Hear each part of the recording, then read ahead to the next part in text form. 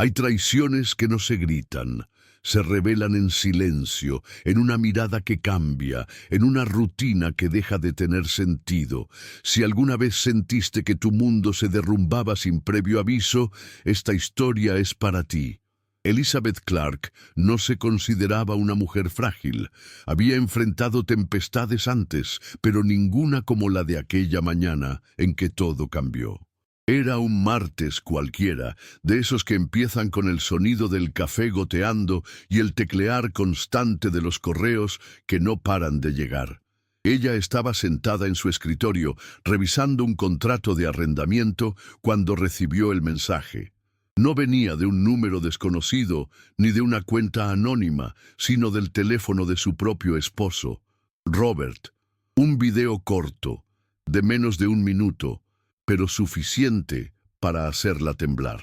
Allí estaba él, en una terraza de lujo, riendo y acariciando el rostro de una mujer joven, mucho más joven que ella.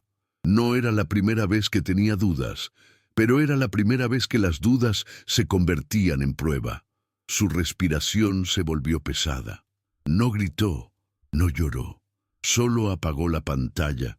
Se quitó los lentes de lectura y se quedó inmóvil, como si su cuerpo aún no supiera cómo reaccionar.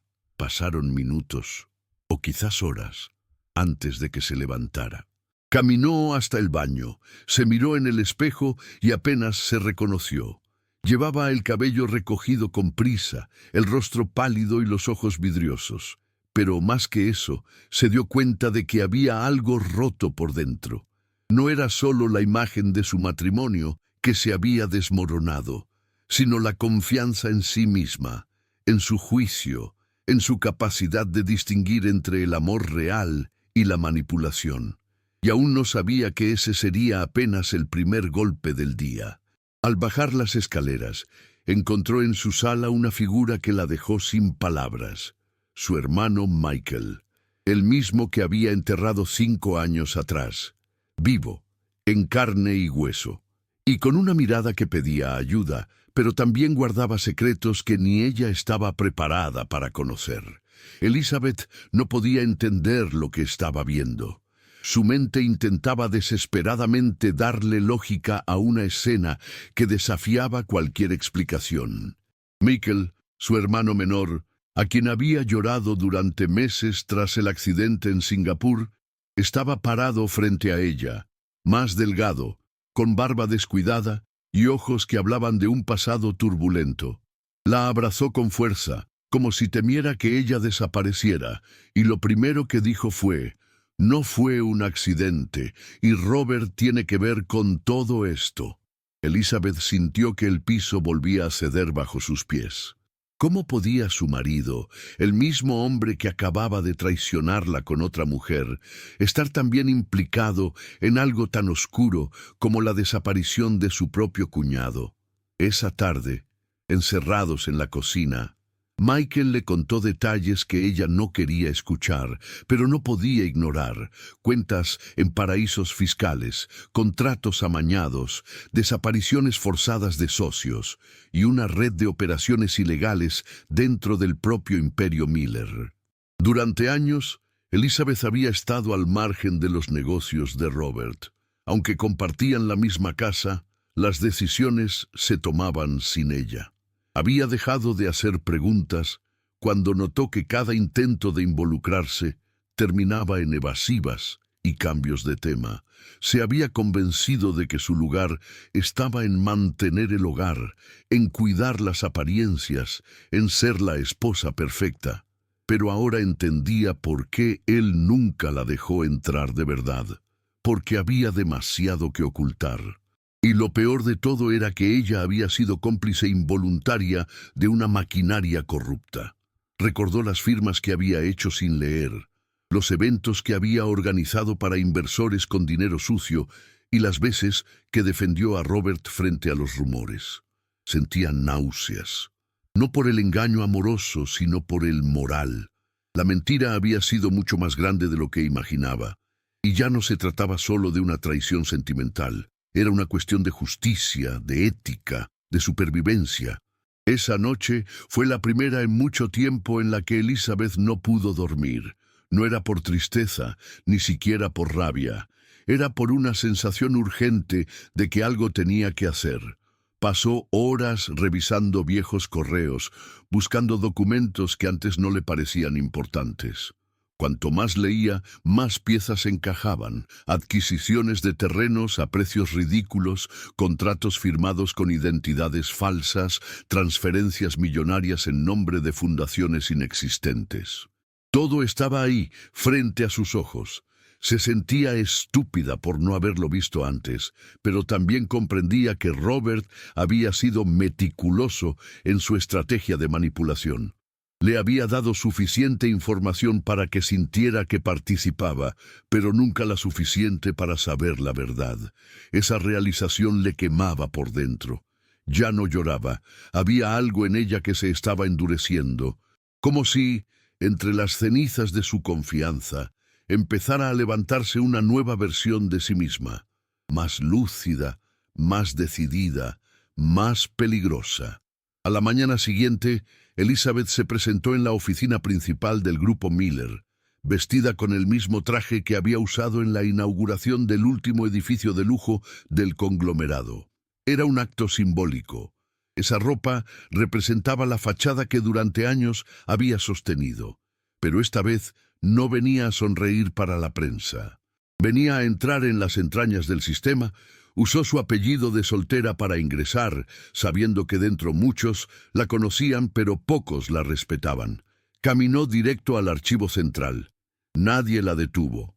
Años de ser la señora Miller le habían otorgado un pase libre que ahora usaría en su contra. Allí, entre carpetas polvorientas y bases de datos ocultas en discos duros externos, empezó a recopilar pruebas. No sabía exactamente qué haría con todo eso, pero sabía que cada archivo que copiaba era un ladrillo menos en la muralla que Robert había construido. Y por primera vez en mucho tiempo, sentía que tenía el control. Michael fue su mayor apoyo en los días que siguieron. Aunque el reencuentro entre hermanos estuvo lleno de emociones contradictorias, no había tiempo para procesarlas todas. Ambos sabían que estaban enfrentando a un hombre con poder, recursos y contactos dispuestos a todo, para proteger sus secretos. Michael, con su experiencia en ciberseguridad y su conocimiento interno del pasado turbio de Robert, comenzó a ayudarla a organizar todo el material recolectado. Usaron laptops desconectadas de la red, celulares descartables y encuentros en cafés donde nadie los conocía. Había algo casi clandestino en todo lo que hacían, pero también liberador. Elizabeth sentía que por primera vez en años su inteligencia estaba siendo usada para algo más que conversaciones sociales o planificación de eventos. Estaba reconectándose con la mujer que había dejado atrás, aquella que en la universidad había sido reconocida por su pensamiento estratégico, por su capacidad para ver patrones donde otros solo veían caos. Pero incluso en medio del proceso de reconstrucción personal y búsqueda de justicia, había momentos de duda. Una noche, mientras revisaba documentos que implicaban a Robert en la desaparición de un socio en Brasil, Elizabeth sintió un nudo en el estómago. ¿Y si todo salía mal? ¿Y si Robert decidía actuar antes de que pudieran exponerlo? ¿Y si su vida corría peligro? Estaba metida en algo mucho más grande de lo que había imaginado. No se trataba solo de divorciarse de un hombre infiel, sino de enfrentarse a un sistema corrupto que había operado durante años sin obstáculos. Pero entonces pensó en todas las veces que se quedó callada, que sonrió cuando quería gritar, que aceptó migajas pensando que era amor. Y supo que, aunque tuviera miedo, ya no podía retroceder. Había cruzado un umbral invisible del que no se vuelve. Estaba comprometida consigo misma, con la verdad y con todas las mujeres que alguna vez habían sido silenciadas en nombre del deber conyugal. El punto de inflexión llegó una semana después, cuando Elizabeth recibió una notificación legal. Robert había solicitado el congelamiento de sus cuentas personales bajo el pretexto de inestabilidad emocional. La acusaba de estar atravesando una crisis mental que la convertía en un riesgo para el patrimonio familiar. Era un movimiento bajo, pero estratégico. Sabía que si ella no podía acceder a su dinero, tampoco podría financiar la investigación ni defenderse legalmente. Pero Robert cometió un error. Subestimó el alcance de la red de apoyo que Elizabeth había comenzado a construir en silencio. Una de las abogadas que había conocido en una asociación de mujeres emprendedoras le ofreció ayuda pro bono. Otra, una excontadora que también había trabajado con Robert y había salido harta de su cinismo, le entregó copias de facturas falsificadas. La sororidad, esa palabra que antes le sonaba lejana, ahora se materializaba en gestos concretos. No estaba sola. Y eso le dio fuerza para seguir. Fue entonces cuando surgió la idea del nuevo negocio. Todo empezó casi como una broma, una noche en la que Elizabeth y Michael, agotados, hablaban sobre qué harían una vez que todo esto terminara. «Yo limpiaría toda esta mierda literal», dijo ella entre risas, pero cuanto más lo pensaba, más sentido tenía. ¿Y si creaba una empresa de limpieza especializada en lugares difíciles? Bancos abandonados, propiedades embargadas, oficinas que necesitaban una segunda oportunidad. Algo simbólico, pero también funcional. Un negocio que representara su nueva vida. Limpiar lo que otros ensuciaron. En menos de 2 meses, con la ayuda de un pequeño grupo de mujeres desempleadas por la pandemia, lanzó Renacer Servicios. Al principio eran solo 3, con uniformes prestados y productos de limpieza donados. Pero cada espacio que transformaban era una afirmación de que también ellas podían reconstruirse. Elizabeth, que durante años sintió que no tenía voz, ahora lideraba un proyecto con propósito. Y lo hacía desde el barro, no desde una torre de mármol. Los medios no tardaron en enterarse. Primero fueron los portales locales, luego los programas de entrevistas de la tarde. La exesposa del magnate, Robert Miller, lanza una empresa de limpieza tras escándalo de corrupción, decían los titulares. Algunos lo tomaron como un acto de despecho, otros como una excentricidad de una mujer rica. Pero lo que nadie podía negar era que Elizabeth había resurgido. No como víctima, sino como una mujer que había decidido tomar el control de su narrativa. Mientras Robert enfrentaba las primeras citaciones judiciales y sus socios comenzaban a desmarcarse, Elizabeth seguía limpiando. No solo oficinas, sino también heridas. Había días en los que el cansancio era brutal. Terminaba con la espalda dolorida, las manos ásperas, el uniforme empapado de productos químicos, pero era un cansancio distinto al que sentía antes, cuando su alma estaba entumecida. Este era un cansancio con sentido, con historia, con dignidad. Una mañana, mientras limpiaban un local comercial abandonado, una de las chicas del equipo le dijo: «Nunca imaginé que trabajaría para alguien como usted». Elizabeth sonrió. Yo tampoco. Porque la verdad era esa. Ni en sus sueños más absurdos se había imaginado allí, con una escoba en la mano, dando órdenes y arreglando caños rotos. Pero al mismo tiempo, nunca se había sentido tan viva. Había algo profundamente terapéutico en transformar el caos en orden, en ver cómo un lugar olvidado volvía a tener brillo, en ayudar a otras mujeres que también habían sido golpeadas por la vida a encontrar un propósito. Lo que comenzó como una reacción a la traición se había convertido en una causa, una misión, y aunque los tribunales aún no dictaban sentencia, ella ya sentía que había ganado, porque recuperar la voz, la dignidad y la libertad no tiene precio, y eso Robert nunca podría quitárselo. La última vez que vio a Robert fue en una sala de mediación. Él llegó con su habitual aire de superioridad, flanqueado por un equipo de abogados vestidos con trajes oscuros y sonrisas falsas. Ella estaba sola por decisión propia. No quería escudos ni intermediarios, solo quería mirarlo a los ojos y decir lo que llevaba meses preparando. Cuando se sentaron frente a frente, él intentó romper el hielo con una frase sarcástica. Elizabeth no respondió. Sacó de su bolso una carpeta con copias de los documentos que había reunido y la dejó sobre la mesa. «Esto es solo una parte», dijo con calma. «Y no vine a negociar. Vine a avisarte que ya no tienes poder sobre mí». Robert intentó intimidarla, como tantas veces lo había hecho en privado, pero esta vez no surtió efecto. Elizabeth no parpadeó, no desvió la mirada, no cedió ni un centímetro, porque ya no era la misma mujer.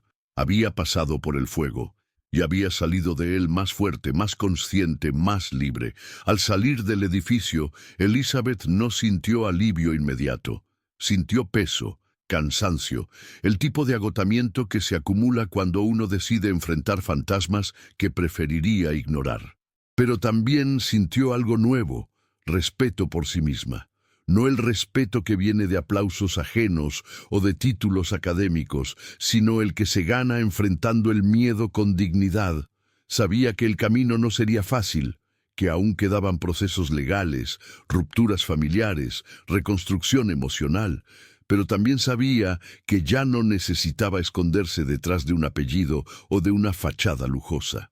Su historia estaba marcada por cicatrices, sí, pero cada una de ellas era prueba de que había sobrevivido. Y no solo eso, de que había renacido.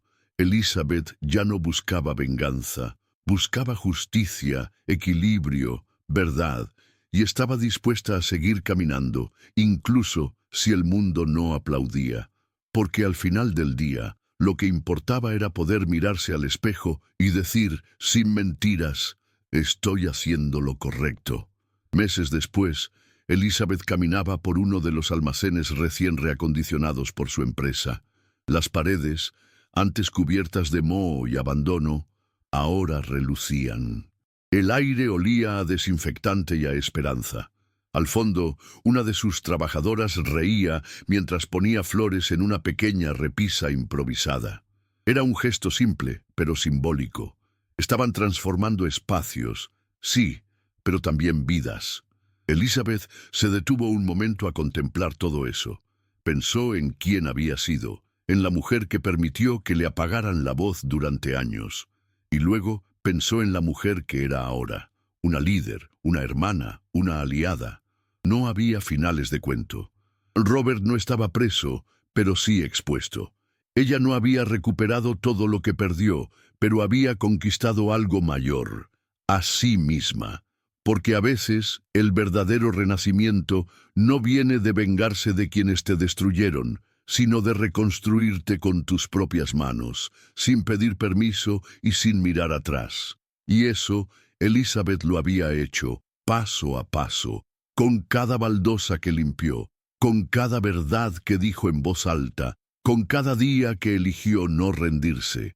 Si esta historia te tocó el corazón, no te vayas sin dejar tu me gusta, comentar lo que sentiste, suscribirte para más relatos reales de superación y compartir este video con alguien que necesita recordar que siempre es posible empezar de nuevo, incluso desde los escombros.